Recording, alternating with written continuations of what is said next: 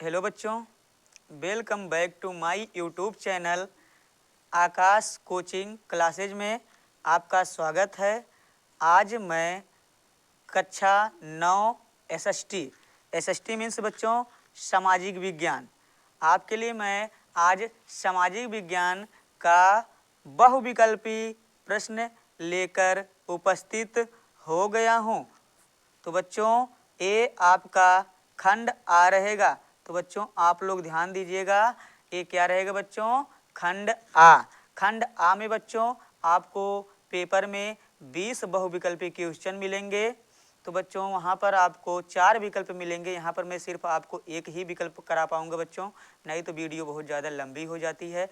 तो मेरे साथ वीडियो में अंत तक बने रहिएगा और इन प्रश्नों को आप लोग ज़रूर देख करके जाइएगा। पेपर में 100% इसकी आने की गारंटी है। 2-3 बार वीडियो ज़रूर देख कर जाइएगा और आपको याद हो जाएंगे बच्चों। तो वहाँ पर करने में आपको आसानी रहेगी बच्चों।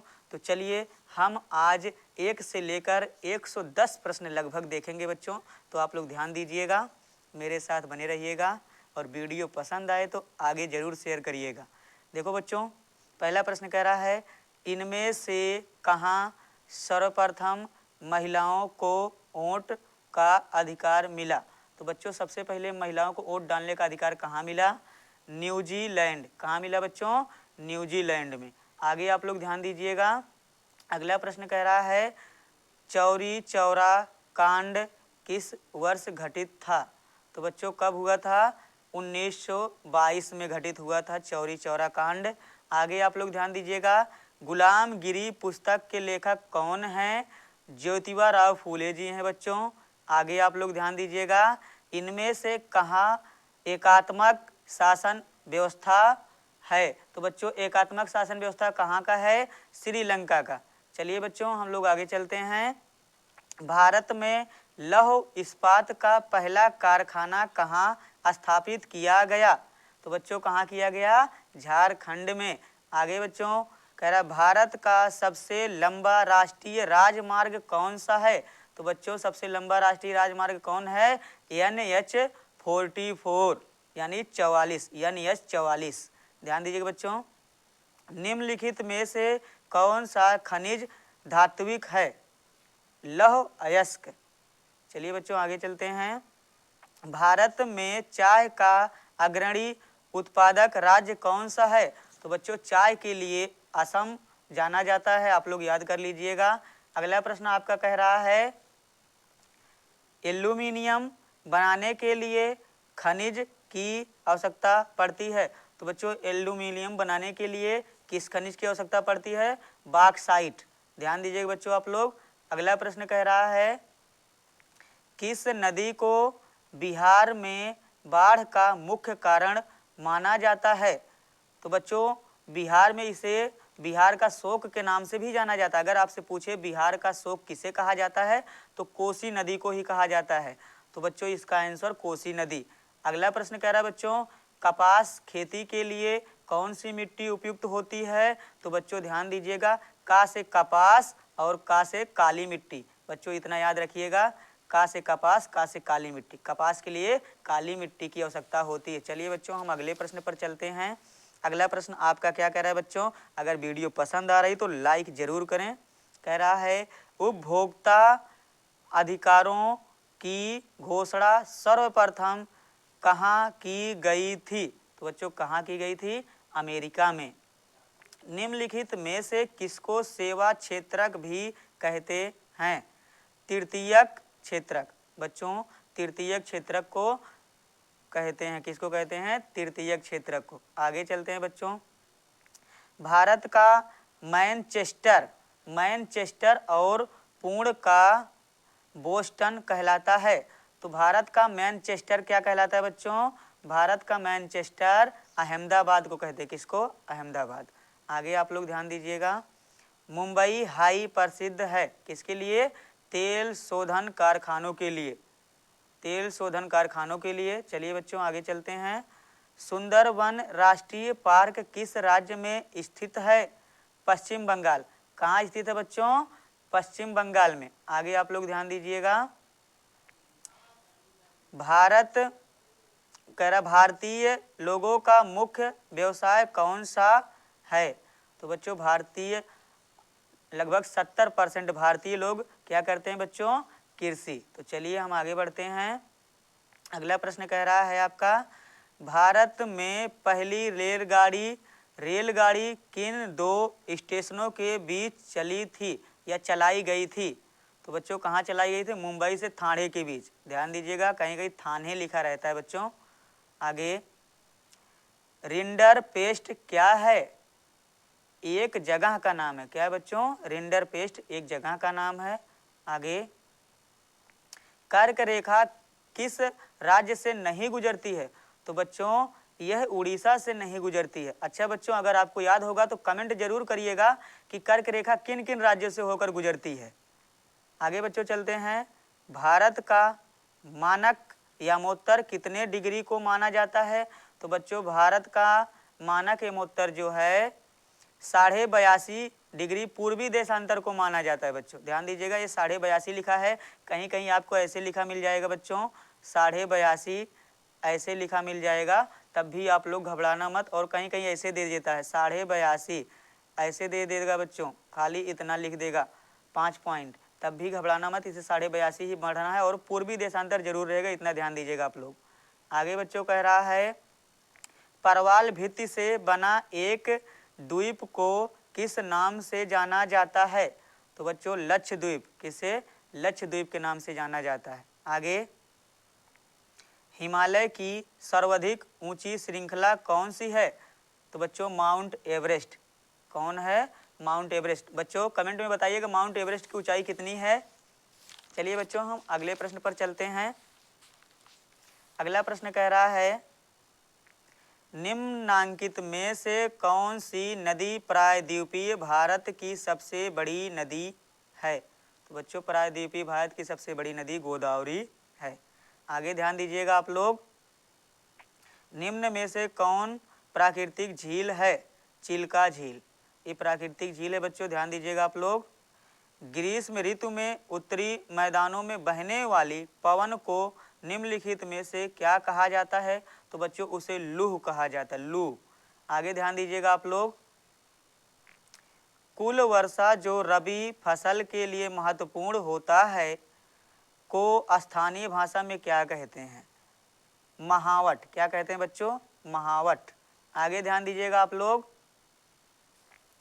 रबड़ एवं महोगनी का संबंध किस प्रकार की वनस्पति से है? तो बच्चों रबड़ का संबंध उष्ण कटिबंधीय वर्षा वन से है। आगे चलते हैं बच्चों, ध्यान दीजिएगा आप लोग, निम्नांकित में से किस क्षेत्र में प्रवास आबादी की संख्या वितरण एवं संरचना में परिवर्तन लाता है? तो बच्चों प्रस्थान एवं आगमन दोनों क्षेत्रों में। आगे चलते हैं बच्चों, भारत का सबसे पूर्वी देशांतर कौन सा है बच्चों? तो ध्यान दीजिएगा, या कितना है पूछ सकता है बच्चों, तो 97 डिग्री 25 पूर्व, इसे याद रखिएगा बच्चों। आगे, वर्तमान स्थिति के अनुसार कौन सा कथन सही है? तो बच्चों ध्यान दीजिएगा, भारत में 28 राज्य और 8 केंद्र शासित क्षेत्र हैं या प्रदेश हैं। आगे ध्यान दीजिएगा बच्चों, एक स्थलीय भाग जो 3 ओर से समुद्र से घिरा है उसे क्या कहते हैं बच्चों? प्रायद्वीप। चलिए बच्चों प्रायद्वीप कहते हैं। अब अगले प्रश्न पर चलते हैं। अगर आपको वीडियो पसंद आ रही हो तो वीडियो को लाइक शेयर जरूर करें बच्चों, ध्यान दीजिएगा आप लोग। अगला प्रश्न कह रहा है, विस्तृत ऊपर हुआ भूभाग जिसके ऊपर के भाग अपेक्षाकृत समतल होते हैं क्या कहलाते हैं? तो बच्चों उन्हें पठार कहा जाता है। आगे, निम्नांकित में से कौन सी लवणीय जल वाली झील है? तो बच्चों कौन है? सांभर झील, जो कहाँ है बच्चों? राजस्थान में। ध्यान दीजिएगा सांभर झील, इसमें नमक ज़्यादा पाया जाता है बच्चों। आगे, भारतीय मरुस्थल की एक महत्वपूर्ण नदी कौन सी है? तो कौन है बच्चों? लूनी। ध्यान दीजिएगा बच्चों। आगे, निम्नलिखित में से कौन सा कारण भारत उत्तर पश्चिम भाग में शीत ऋतु में होने वाली वर्षा के लिए उत्तरदायी है? तो कौन सा वर्षा है बच्चों? पश्चिमी विक्षोभ। पश्चिमी विक्षोभ। आगे बच्चों ध्यान दीजिएगा आप लोग। थार मरुस्थल भारत के किस भाग में स्थित है? तो बच्चों पश्चिम में स्थित है। कहाँ? पश्चिम में। आगे, सिनकोना के वृक्ष कितनी वर्षा वाले क्षेत्र में पाए जाते हैं बच्चों? तो 100 सेंटीमीटर वाले वर्षा क्षेत्र में पाए जाते हैं। आप इसे याद कर लीजिएगा बच्चों, 100।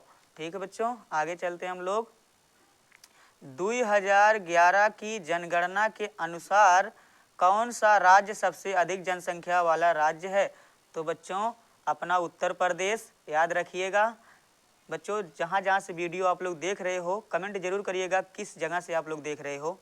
आगे, 1789 में फ्रांस की क्रांति के समय किसका शासन था?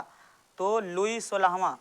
किसका था बच्चों? कहीं कहीं आपको ऐसे मिलेगा तो आप लोग समझ जाइएगा, लुई 16वां बच्चों ऐसे आपका लिखा रहेगा, लुई 16वां कहीं कहीं ऐसे लिखा रहता है, तो आप लोग घबराइएगा मत बच्चों। चलिए आगे चलते हैं। अगला प्रश्न बच्चों कह रहा है, the spirit of the laws नामक पुस्तक के लेखक हैं? तो मांटेस्क्यू। मांटेस्क्यू। आगे बच्चों ध्यान दीजिएगा, नेपोलियन की वाटरलू में पराजय हुई और इसका संबंध किससे था बच्चों? ये बताना है। तो इसकी पराजय 1815 ईस्वी में हुई। यह फ्रांस से संबंधित था। कहाँ से? फ्रांस से। रूस की क्रांति किस वर्ष हुई थी? तो रूस की क्रांति बच्चों कब हुई थी? 6 नवंबर 1917। ध्यान दीजिएगा बच्चों। समाजवाद का जनक कौन था? समाजवाद का जनक कौन था? Karl Marx. आगे चलते हैं बच्चों। नाटसी यूथ लीग का गठन किस वर्ष हुआ था? तो बच्चों 1925 में हुआ था। आगे चलते हैं। भारत का क्षेत्रफल विश्व के कुल भौगोलिक क्षेत्रफल का कितना है? तो 2.4%। ध्यान दीजिएगा बच्चों, 2.4%। आगे, क्षेत्रफल की दृष्टि से सबसे बड़ा राज्य कौन सा है बच्चों? राजस्थान। अगर सबसे छोटा पूछेगा बच्चों तो गोवा। याद रखिएगा आप लोग। आगे, भारत का सर्वोच्च पर्वत शिखर कौन सा है बच्चों? तो कंचनजंगा। जिसकी ऊंचाई कितनी है बच्चों? इसकी ऊंचाई है 85-86 मीटर। ध्यान दीजिएगा बच्चों, 8586 मीटर। और ये कितने फीट की है? तो ध्यान दीजिएगा 28,169 फीट की है। आगे बच्चों आप लोग ध्यान दीजिएगा, कवरत्ती किसकी राजधानी है? तो बच्चों लक्षद्वीप। किसकी? लक्षद्वीप की राजधानी है। आगे आप लोग ध्यान दीजिएगा, दक्षिण भारत की सबसे लंबी नदी कौन सी बच्चों? गोदावरी। आगे ध्यान दीजिएगा बच्चों, गंगा कार्य योजना कब आरंभ की गई थी? तो 1985 में। ध्यान दीजिएगा बच्चों, बहुत मोस्ट इंपॉर्टेंट प्रश्न चल रहे हैं, आप लोग इसे जरूर याद करके जाइएगा। लोकतंत्र जनता द्वारा जनता के लिए शासन है, यह कथन किसका है बच्चों? अब्राहम लिंकन जी का है। आगे, जीवन की पद्धति के रूप में लोकतंत्र है, तो कैसा लोकतंत्र बच्चों? धार्मिक लोकतंत्र है। आप लोग ध्यान दीजिएगा। आगे बच्चों, यहाँ पर बच्चों को कन्फ्यूजन रहता है, लेकिन आप लोग ध्यान दीजिएगा, हम आपका कन्फ्यूजन दूर कर रहे हैं। कह रहा है संविधान सभा के अस्थाई अध्यक्ष। तो बच्चों संविधान सभा के अस्थाई अध्यक्ष डॉक्टर राजेंद्र प्रसाद जी हैं। आप लोग ध्यान दीजिएगा। अगर यहीं आपसे पूछेगा प्रारूप समिति के अध्यक्ष, ध्यान दीजिएगा बच्चों, हम लिख दे रहे हैं। अगर आपसे पूछेगा प्रारूप समिति के अध्यक्ष, तब बच्चों आप लोग डॉक्टर भीमराव अंबेडकर जी को लगाइएगा। अगर आपसे पूछेगा संविधान सभा के अस्थाई अध्यक्ष, तो आप लोग डॉक्टर राजेंद्र प्रसाद जी को लगाइएगा। इस वाले का उत्तर ये वाला सही है बच्चों, ध्यान दीजिएगा आप लोग। चलिए हम अगले प्रश्न पर चलते हैं बच्चों, आप लोग ध्यान दीजिएगा, हमारे साथ बने रहिएगा अंत तक आप लोग। अगला प्रश्न क्या कहता है बच्चों? ध्यान दीजिएगा। कह रहा है पालमपुर की मुख्य क्रिया क्या है बच्चों? मतलब पालमपुर के लोग क्या करते हैं? तो वहाँ पर बच्चों कृषि की जाती है, आपको पता होगा, आप चैप्टर को पढ़े होंगे। तो आगे कह रहा है दूध संग्रहण एवं शीतलन केंद्र कहाँ है? तो बच्चों रायगंज में। कहाँ है बच्चों? रायगंज। आगे शिक्षित बेरोजगारी पाई जाती है? तो बच्चों गाँवों में, कस्बों में, शहरों में, सभी जगह पाई जाती है बच्चों। कहाँ पाई जाती है? सभी जगह। आप लोग नोट कर लीजिएगा। आगे भारत में 2011 के जनगणना के अनुसार साक्षरता दर कितना है? साक्षरता दर तो 73% बच्चों, ध्यान दीजिएगा। ब्रह्मपुत्र नदी को अरुणाचल में किस नाम से जाना जाता है? तो बच्चों दिहांग नाम से जाना जाता है, आप लोग ध्यान दीजिएगा। आगे द सोशल कॉन्ट्रैक्ट की रचना किसने की थी? तो बच्चों रूसो ने। रूसो का नाम कहीं कहीं ऐसे लिखा आता है इंग्लिश में बच्चों। आगे एक स्थलीय भाग जो 3 ओर से समुद्र से घिरा है, किससे बच्चों? समुद्र से, उसे प्रायद्वीप कहते हैं। क्या कहते हैं? प्रायद्वीप। आगे संविधान सभा की बैठक कितने दिनों तक हुई बच्चों? तो 114 दिनों तक। आप लोग ध्यान दीजिएगा। बिरसा मुंडा ने किस क्षेत्र में वन समुदाय के विद्रोह का नेतृत्व किया? तो छोटा नागपुर। कहाँ किया बच्चों? छोटा नागपुर। आगे आप लोग ध्यान दीजिएगा। प्रथम विश्व युद्ध कब शुरू हुआ?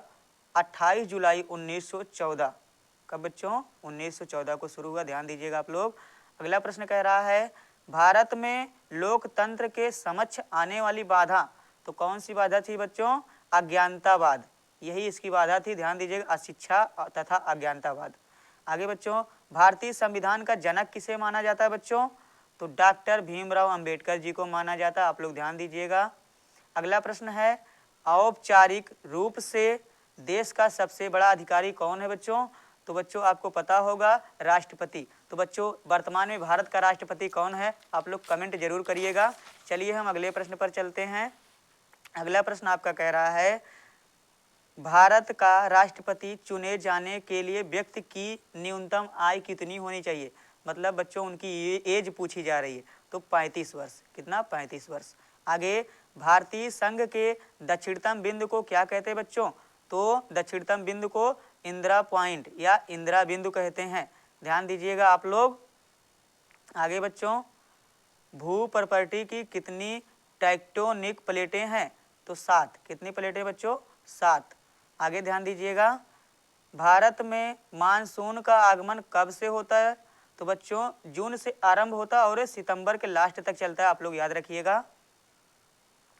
निम्नलिखित में से कौन सी लवणीय जल वाली झील है? बच्चों अभी पीछे बताया गया कौन झील है? सांभर झील है और उसमें नमक पाया जाता है। अब बच्चों कमेंट करो ये कहाँ पर है।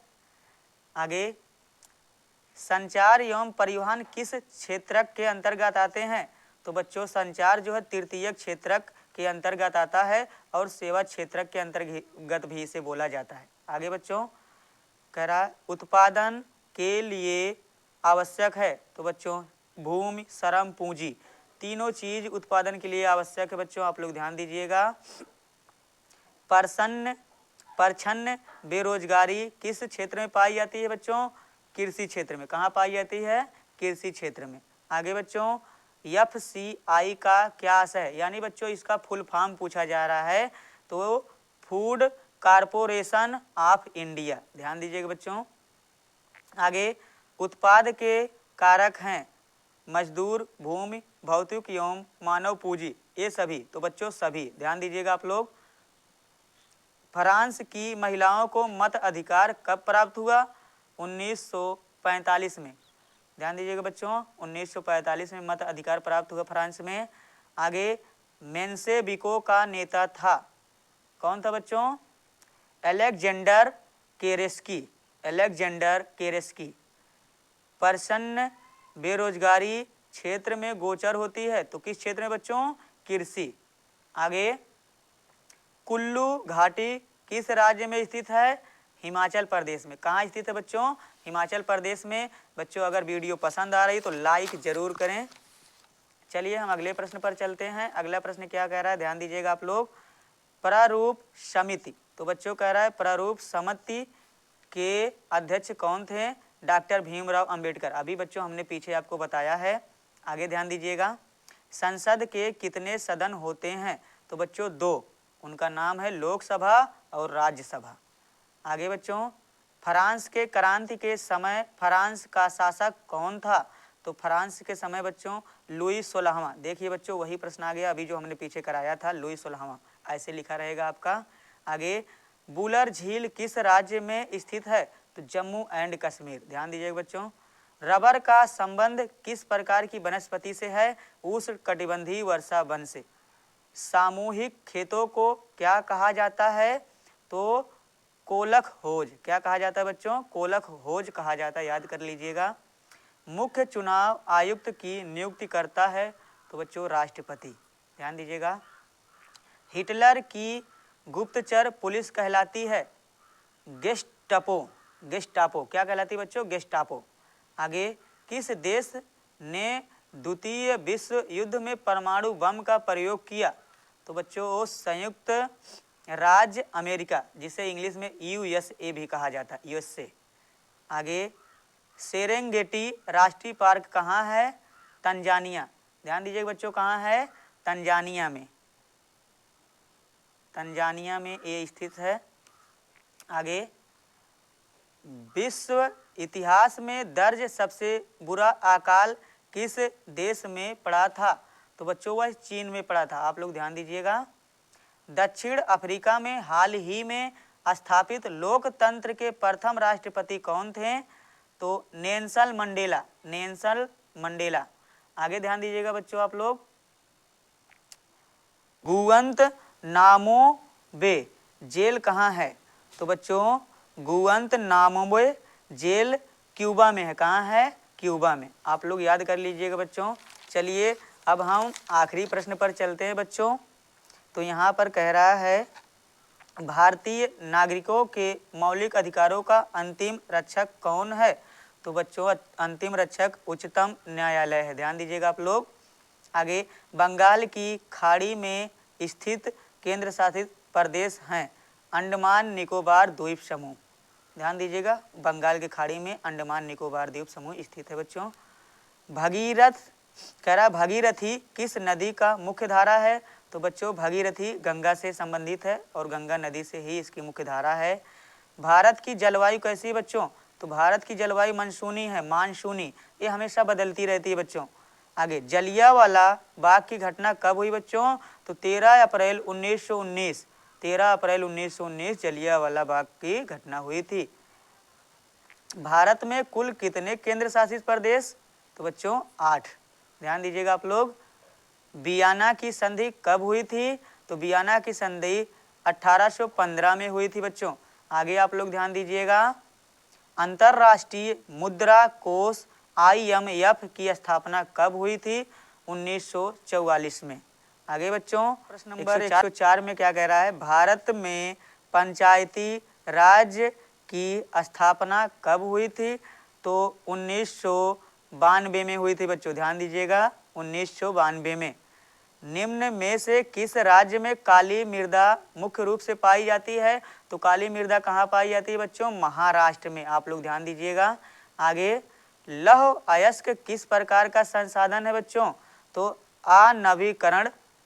अनवीकरण योग्य संसाधन है। ध्यान दीजिएगा।